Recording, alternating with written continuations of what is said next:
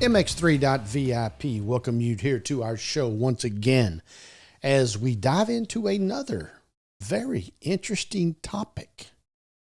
Since 1927, federal law has barred people from shipping handguns throughout the United States Postal Service. The current administration has called that law unconstitutional, Jason. From shipping Handguns throughout the United States. Hopefully no rounds in the chamber. I can't confirm or deny. People might soon be able to ship handguns through the mail. And here's why it matters. The United States Postal Service is set to lift a century-old ban, and the experts warn the consequences could be significant.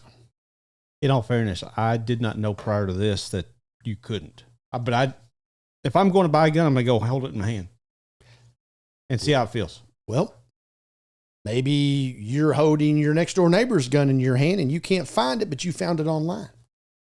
And now it's going to be shipped to you. Hey, you can ship alcohol through the mail. You sure can. I think that wine country out there is known for shipping it all around the world. Yeah, you got to adult has to sign on the other end. That's right. Yeah, that's right. Both FedEx and UPS allow only federally licensed dealers to ship guns right now. The DHL prohibits the shipping of firearms altogether. So if the new rule takes effect, the Postal Service will be the only option for handgun owners seeking to mail their firearms. How about that? Okay. The United States Postal Service has proposed a rule that would allow handguns to be shipped through the mail, bypassing a long-standing law, like I say, 1927, prohibiting this practice. The changes were made at the urging of the Department of Justice, which concludes that the ban of mailing handguns violates the Second Amendment. Violates the Second Amendment. That Second Amendment is used and abused, isn't it? Well, it's a good one, but yeah, the whole mailing of things. I would like to hear the debate for both sides. Well, here's the real world implications right here. The new rule would allow people to use the Post Service to mail the handguns to each other within the same state without involving a licensed gun dealer. So right now, you want to ship a gun, you got to go to a gun dealer. I don't know if they charge a fee or whatever. They may not even ship a gun that they don't sell. I don't know how all that works. But nevertheless, gun dealer has to ship it to another gun dealer. That's how you have to do that. So this would mark the departure of the current law, which allows people to mail only long guns, rifles, shotguns, within the same state. Additionally, under the rule, people would be able to send handguns across state lines as long as they address the package to themselves. In the care of a resident in the destination state, the sender will still have to be present at the destination to receive the package in person. So, say, for example, you're going on vacation. Yep. Sending it to some other motel You're or going whatever. to Los Angeles, California. Sure. Yeah. Where the deer roam freely. They're going to get there in those mountains and get those rams and stuff up there. Yeah, there you go. So, anyway, so you're here in Texas and you want to ship it to Los Angeles. And so you're, instead of traveling with it, you're sending it just like you were sending your golf clubs or whatever. Yes. Okay. But, I don't know why you did that, because I have seen many guns checked at the airport. Well, yeah, you got people that go all over to go hunting. So, right. Yeah. Now, maybe that's the shotgun. I don't know. Those typically are going to be rifles. So, like you said, the long guns, not too many handguns, but I'm assuming that's possible. I've never tried. As continued to be stated, the rule would also loosen the regulations around mailing handguns to out-of-state gun dealers. Under current law, people can use the Postal Service to mail a long gun to a dealer in another state and can have an out-of-state long gun mailed to the local dealer for pickup. Basically, like what I was just saying. They cannot do the same with handguns. The new rule would lift that particular procedure. You would no longer be prohibited from just long guns. You'd be able to do whatever you wanted to do. Gotcha. Robert Spitzer, a professor at State University of New York at Cortland, who has served as an expert witness in the Second Amendment cases, called the proposed rule, quote, a below-the-radar change that is likely to have significant long-term consequences. Critics say that letting people mail handguns to each other could allow someone to acquire a firearm without undergoing a background check. And we'll stop and think about that right there. So, your best friend lives in Arizona, and he wants a gun. He's a convicted felon. He can't go down to the local store and buy one. You own that gun. It's at your house. That gun should be registered, right? It is. So whoever the owner is, it should be registered to somebody. So well, maybe I'm not even making this point. Aren't all guns registered to someone? a large percentage. Yeah, they may not be owned by the owner. They may not be owned by the registered person who bought the gun. But some of those serial numbers may have been scratched off along the way. And I don't know. And maybe Grandpa gave you a gun from 50 years ago. Maybe Handed down. All that. Oh, yeah. But I'm going to say, I don't know the percentage, 80, 90% of all guns are registered now. I'd hate to be naive and say that was correct for sure, but it's probably. I would say one would think, but we know that there's definitely guns out there not serialized, not legal, all that, of course. Yes. So, nevertheless, you would think that most of your guns are registered to someone. Someone had to get the background check. Someone had to put it in their name, whatever that process is. So, nevertheless, you want to ship this gun to your friend. Hey, you're going to give it to him for Christmas. Not the best idea. You don't even know if he qualifies. You don't even know if you don't know that he just went down and robbed the local gas station and got a felony. This guy sounds like an unresponsible gun owner. Well, so you went to school with him. If I'm giving somebody, I'm not giving my gun to somebody without it being going through the official channels to get it switched over to their name. Yes. You know what I mean? Yes. But I don't know what that process is. Well, the United States Postal Service obviously don't care because they're going to let you do it. Let me just tell you my view first, Jason, and you can tell me yours. I think that this is a bad idea. I have no problem, and I am supportive of you owning a gun. I have no problem with you getting to go down to the local shop and buy you a gun from the gun dealer and run through the background or whatever it is it takes to get a gun. Yeah. Now, you did say that it had to be addressed to yourself. If you mail it, that's correct. Maybe that's the whole idea is at the other end, you got to have a signature from that same person. Maybe an ID such as with the wine. Maybe you have to show your ID. So you can ship it to yourself. But if you ain't on the other end to receive it, then maybe that is the catch. So maybe as this thing continues to go on, we'll find out more. Need more clarification. Yep, need some more clarification. What safety standards, procedures are in place to keep foul play, in check. But hey Jason, on the other end, all the receiver needs is a fake ID. There's ways around it. Yes, for sure. I mean, geez. But that's the same thing with just acquiring a gun from somebody else. I mean, I didn't know this. Fake IDs in this country is a big time business. Oh, yeah. Well, for illegal immigrants. Well, I'm just talking about for underage. Well, there's that too, but yeah, I think it's probably larger for illegal immigrants. The underage white kid is pretty popular on the. Oh, sure. I'm sure they. Yeah. Yes. Top priorities of top customers. Yeah. You know how you enroll in college and get a student ID card. Yeah. They now have a student ID card, and then they go down the street and they get their fake ID card, so they can go to the parties and drink and go buy beer and do whatever it is they want to do. Oh, sure. Yes. Mostly all college kids. $100 is what I've heard goes for a fake ID. How about that?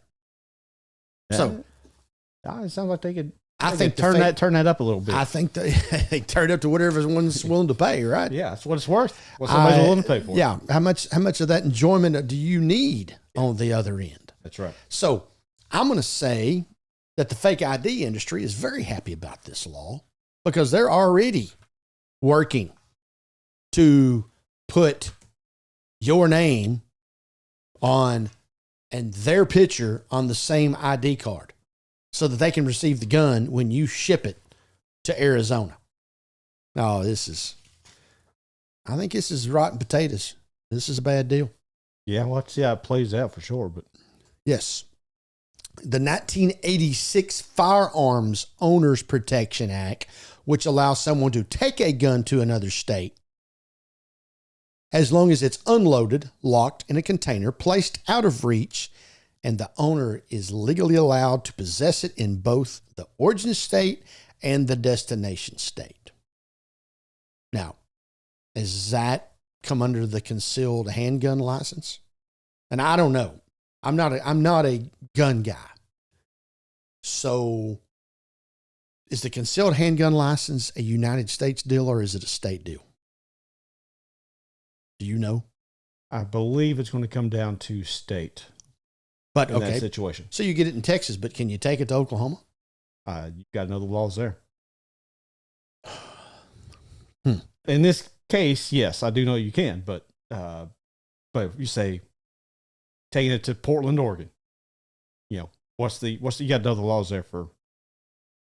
And your concealed weapon license, is it state or is it federal? I'm going to say that when you buy a gun, yeah, that's federal. When you buy a gun, it's federal, but what about the carrying? Concealed carry? Because, like the silencer. I've heard from these gun guys that you can get you got to apply for the silencer to go on the end of your gun. Yeah. Which takes anywhere from 9 months to a year to get the silencer. Mm-hmm. And that's a federal thing. So who knows? But the Justice Department claims it is further contradicted by the Bureau of Alcohol, Tobacco, and Firearms and Explosives. Recent moves to make it easier for people to transport guns across state lines. The ATF proposed allowing gun owners to stop along their route, like at a gas station or a hotel, without having to worry about being prosecuted for violating local firearm restrictions. Now, that would tell me that it's a federal deal. So I stop at the Motel 6 in Oklahoma City. I don't have to worry about being prosecuted for violating local firearm restrictions. Okay, so I still need some clarification, and maybe the viewers can let us know, clarify for us. But Texas and Oklahoma are both permitless constitutional carry states, so we don't need a permit here to carry. And I would say that's most of the South. It's probably a lot of the states in the South. That's correct. But the rules are based on what state you are in. So certain states will require you to obtain a permit to carry there. Interesting. So, yeah. Texas, Oklahoma, we're good to go. Okay. You obtain it, you can conceal carry. Get it on, huh? Yeah. All right. Hey, what do you think the gun groups are saying, Jason, about this particular subject? The National Rifle Association, what do you think their view is? They're for it. Oh, they cheered like cheerleaders. Absolutely. Yeah. They anything is pro-gun. They said they basically said for nearly a century the United States Postal Service has blocked us illegally from transporting our handguns through the mail. So this is another key victory for the American law-abiding gun owners. Yes. But you said we could, so prior to this, you could still do this with like UPS and FedEx. That is correct. Yeah. So the private companies, right? I guess so. But the government. Yeah, that's right. Yeah, the government USPS is where it was cut off, but now can. Well, I think it's still proposed. It hadn't passed yet, correct? No, that's correct. That's correct. Yeah. That is a fact. So here is another group, and I've never even heard of this group, Gun Owners of America. I know the NRA is the big one, but yeah, Gun Owners of America, which has been challenging federal handgun melting restrictions in court, believes that the new rule doesn't go far enough and that short-barreled shotguns and rifles should be removed from the ban as well, because it's going down to pistols and revolvers and things like that. Typically, it is easier to go buy a rifle of some sort. I'm sure I would have thought shotguns fell under that. Well, you know, and I haven't seen any in a long time, but I remember growing up in the gun racks in the windshields, and you can put your rifle in the windshield of your truck. Yeah. Can you still do that? Yeah, I think so. It is the South. Yeah. I mean, you can have it in your glove box. There you go. Why not go ahead and have your sign on your back window with that gun, which is considered out of arm's reach? Is that what it has to be? I think that's correct. Okay. It's like when you go to the store and you buy alcohol. Yeah. And you're taking it home. Yeah. It has to be out of arm's reach. Yes. Got to be in the back seat or something. Yeah. Or at least in the passenger seat. I don't know if that'll fly, sir. So please step out of the car. One of those cans sitting between your legs is probably not appropriate. No. I was just trying to keep it insulated, officer. I don't think that would fly. Yes, you are. You might be walking a line on the side of the highway. You were asking me if none of this has been passed yet. Well, I got all my facts as of May 15th. So it's current. Pretty current, yeah. Yeah, very, very, very current. So, hey, solving gun violence starts with having all the facts. But there you go. The United States Postal Service is getting involved. And frankly, from what we have just looked at with the information that we have provided to you, they're going to go from the back of the pack to the front of the pack with transporting handguns. Well, I think they carry most of the mail anyway, so yeah, they're going to end up carrying a lot of it for everybody. So, I'm going to go ahead and say something right now because I gripe at the mail carriers all the time that come to my office. I wonder if they're going to be any better at transporting the guns than they are the letters. Well, it does require a signature on the other end, so maybe. I don't know. It depends on how many of those can get fall between the seats. Well, I'm going to tell you what the local postmaster told me. For 75 cents, every once in a while, bad things happen. This is true. And I said 75. I don't know. Is it stamped 78 or 72? I don't know what it is. Last time I looked, it was like 35 cents. But I hadn't looked at it a good while. I know it's gone up. I know it has gone up. I'm going to have to embarrass you on the next show because I'm going to go find out the last time a stamp was 35 cents. And I'm going to say it's been 2 decades minimum. I don't doubt it. Yeah. When I went into business, it was 23 cents, Jason. Yeah. Well, I wonder, hey, here's what you do. You take your little box, take your little handgun, you go up there with one stamp on it and see if it's going to go anywhere. Well, I'll tell you what, mine are free because I'll go up here to the front of the office and grab some. Oh. That's one way to handle it.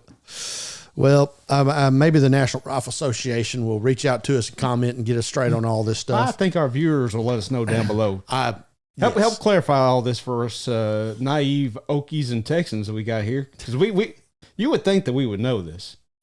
Well, I'm just not a gun guy, so I'm not up on it. I grew up actually, using them, but I didn't have to go buy them at that age. So I'm surprised I don't know. a little more about it. I know just a little bit. I have never bought a gun. Yeah, me neither.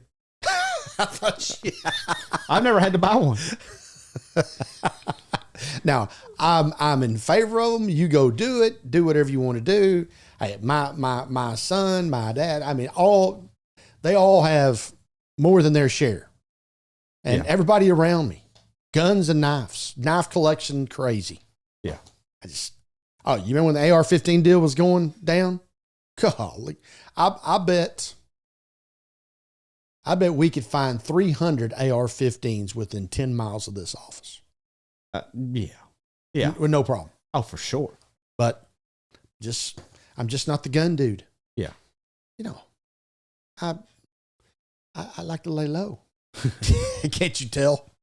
I mean, you lay low. Yeah. Who's more low key than me? Yeah. Sure. You can always contact me, info@mx3.vip. Find all of our content at mx3.vip or on our YouTube channel, youtube.com/@mx3 Podcast. Go down, give us those comments, like, subscribe, hit the bell icon, get notified of all of the different episodes that Jason puts out on a Monday and Thursday weekly basis. So for everyone who's been a part of this show, continue to live your life the right way.